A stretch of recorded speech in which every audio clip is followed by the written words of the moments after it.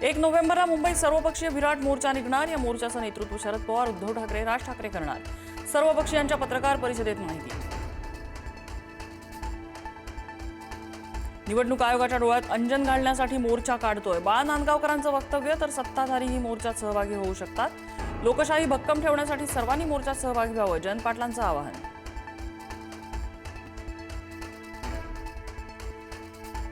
राज्यातील मतदार याद्यांमध्ये 96 लाख बोगस मतदार। याद्यातले घोळ दुरुस्त होत नाही तोपर्यंत निवडणुका नको, राज ठाकरेंची गर्जना।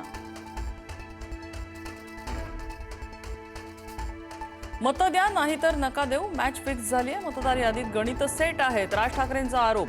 तर निवडणुकांमधील मॅच फिक्सिंग विरोधात आमची लढाई, घुसखोरांना बाहेर काढणं ही लोकशाहीची गरज, राऊतांचं वक्तव्य।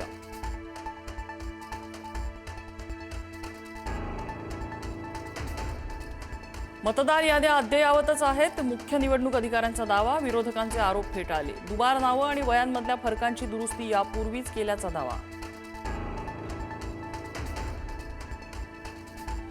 कुणाच्या ठिकऱ्या उडतील ते लवकरच कळेल, घोडा मैदान दूर नाही। राऊतांच्या टीकेला शिंदेंचं प्रत्युत्तर, तर मुंबई ठाण्यात गद्दारांच्या ठिकऱ्या उडतील, राऊतांची पुन्हा टीका।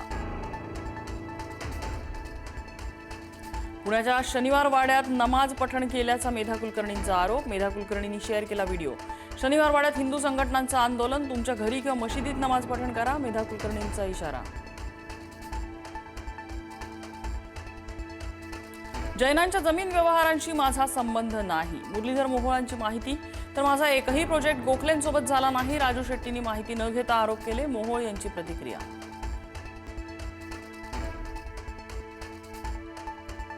जैन बोर्डिंग विक्री प्रकरणाची ईडी चौकशी करावी आणि मुरलीधर मोहोळ यांनी मंत्रिपदाचा राजीनामा द्यावा, रवींद्र धंगेकरांची माहिती। पुण्यातील मॉडेल कॉलनीमध्ये जैन बोर्डिंग प्रकरणात नवा धक्कादायक खुलासा। जैन मंदिर गहाण ठेवून 70 कोटींचा व्यवहार केल्याचं समोर, कुठलीही चौकशी न करता 8 ऑक्टोबरला मंदिर गहाण ठेवून व्यवहार।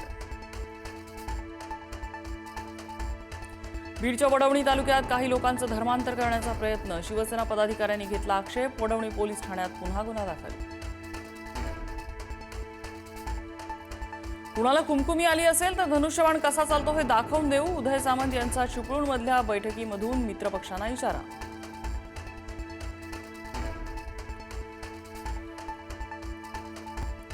काँग्रेसचे माजी आमदार दिलीप माने यांचा भाजप प्रवेश निश्चित, दिवाळीनंतर मुंबईमध्ये पार पडणार पक्षप्रवेश। प्रवेशानंतर सोलापुरात कार्यकर्त्यांचा मेळावाही होणार।